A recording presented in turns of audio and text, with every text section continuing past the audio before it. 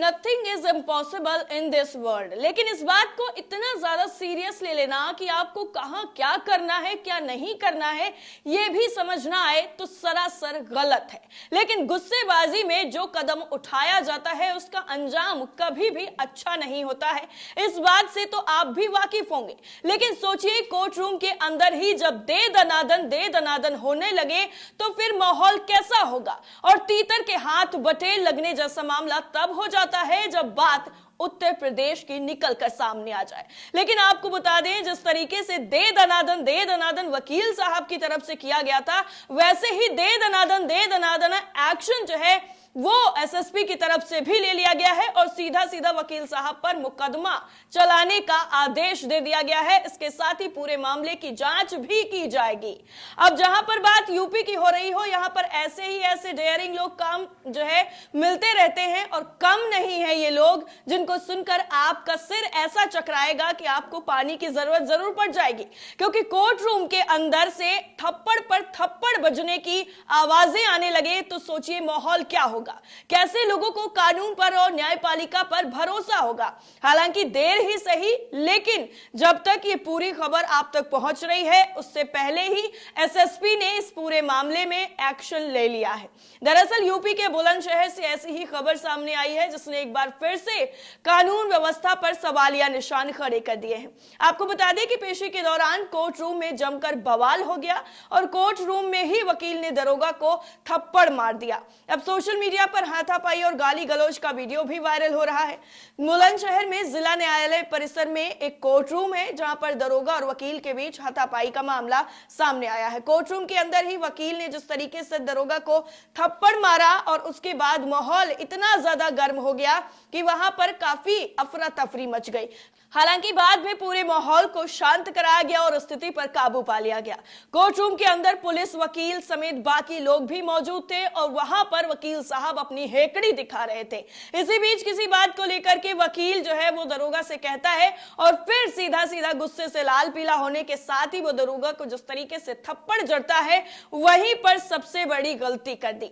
जानकारी के मुताबिक वीडियो जिला न्यायालय बुलंदशहर में स्थित कोर्ट रूम का है और पीड़ित दरोगा का नाम प्रमोद कुमार बताया जा रहा है जो अरनिया थाने में तैनात है। पेशी के दौरान पीड़ित दरोगा प्रमोद कुमार कोर्ट रूम में ही थे और इसी बीच में छोटी सी किसी बात को लेकर के गाली गलौज हुई और फिर उसके बाद हाथापाई पर नौबत आ गई। आपको बता दें जिस तरीके से ये पूरा मामला पेश आया है उसमें सोशल मीडिया पर भी इसकी जमकर आलोचना हो रही है और कहा जा रहा है कि जब कानून और न्याय के रक्षक ही इस तरीके से कानून को तोड़ने लग जाएंगे तो फिर आम जनता से क्या उम्मीद की जाएगी। वैसे आपको बता दें कि इस तरीके की जो घटनाएं हैं वो उत्तर प्रदेश के अलावा पूरे देश से सामने आ चुकी हैं, जिसमें कई ऐसी घटनाएं हैं जिसमें यह मामला इतना ज्यादा आगे बढ़ गया कि सीधा सीधा नोटिस तक जारी किया गया था। आज तक की एक रिपोर्ट है उसके मुताबिक बंबई हाई कोर्ट ने उस घटना पर स्वतः ही संज्ञान लेते हुए नोटिस जारी किया था जिसमें एक सेशन कोर्ट के जज को अदालत कंपाउंड में असिस्टेंट प्रोसिक्यूटर ने थप्पड़ मार दिया था। हाई कोर्ट की नागपुर की बेंच के जस्टिस आर.के. देशपांडे ने इस पूरे मामले में कहा था कि न्यायपालिका की आजादी के लिए ऐसी घटनाएं जो हैं वो खतरा हैं। गौर करने वाली बात यह है कि असिस्टेंट पब्लिक प्रोसिक्यूटर दिनेश पराते ने नागपुर जिला और सेशन कोर्ट की 7वीं मंजिल पर एक लिफ्ट के बाहर वरिष्ठ सिविल जज के.आर. देशपांडे को थप्पड़ जड़ दिया था। पुलिस के मुताबिक वकील किसी मामले में जज के फैसले से नाराज चल रहा था और उसने अपनी खुन्नस जज को थप्पड़ मारकर निकाली। वहीं पराते ने घटना के बाद भागने की कोशिश भी की लेकिन वहां पर मौजूद पुलिसकर्मियों ने उन्हें पकड़ लिया। हाईकोर्ट के जस्टिस देशपांडे ने अपने आदेश में यह भी कहा कि यह गंभीर मामला है जहां किसी जज की निजी सुरक्षा खतरे में पड़ गई है। हाईकोर्ट ने अपने बयान में यह भी कहा था कि न्यायपालिका की आजादी पर खतरा है, कानून के राज को कमजोर किया जा रहा है, ऐसा अपमानजनक बर्ताव बर्दाश्त करने की जरूरत नहीं है।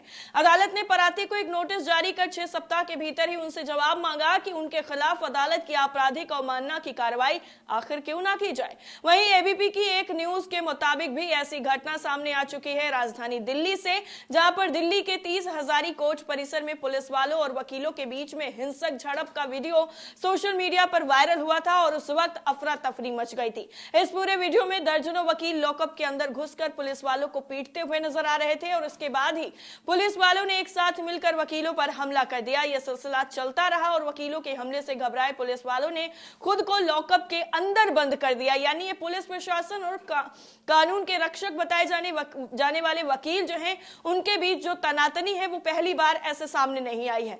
वकीलों ने पुलिस लॉकअप पर सीधा सीधा हमला बोल दिया और ताला तोड़कर पुलिस वालों की पिटाई की। उन्होंने पुलिस लॉकअप में भी आग तक लगा दी थी। फिर पुलिस वालों ने पानी से आग को बुझाया। वकीलों और पुलिस कर्मियों के बीच इस पूरी झड़प में 10 पुलिसकर्मी और कुछ वकील भी घायल हुए थे और 17 जो वाहन थे, जो गाड़ियां खड़ी थी, वहां पर उनको पूरी तरीके से नुकसान हुआ था, क्षतिग्रस्त कर दिया गया था। और पुलिस ने यह भी बताया था कि घायलों में अतिरिक्त पुलिस आयुक्त हरिंदर कुमार भी शामिल थे, जिसमें कोतवाली और सिविल थाने के प्रभारी और पुलिस उपायुक्त के ऑपरेटर भी शामिल थे। वकीलों ने यह आरोप लगाया था कि उनके 4 सहयोगी घायल हुए। इसमें पुलिस की गोलीबारी में एक जो है वो घायल हुआ। हालांकि पुलिस ने साफ तौर पर यह इनकार कर दिया था कि उन्होंने गोली चलाई ही नहीं है। बार एसोसिएशनों ने घटना की निंदा की और 4 जो है नवंबर को राष्ट्रीय राजधानी की सभी जिला अदालतों में 1 दिवसीय हड़ताल का आह्वान कर दिया।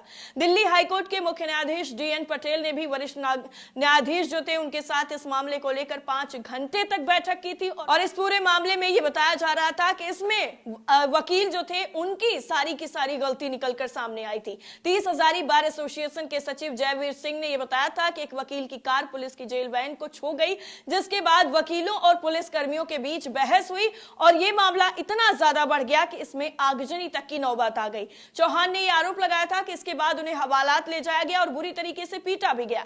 थाना प्रभारी आए लेकिन भीतर जाने नहीं दिया गया। मध्य और पश्चिमी जिले के जिला न्यायाधीश बाकी जो न्यायाधीश थे उनके साथ वहां पर गए लेकिन वकीलों को निकलवा नहीं पाए थे। आगे उन्होंने यह भी दावा किया कि न्यायाधीश जब जा रहे थे तो 20 मिनट तक पुलिस ने 4 चक्र जो है गोलियां चलाई, यानी 4 राउंड की जो फायरिंग थी वो की गई।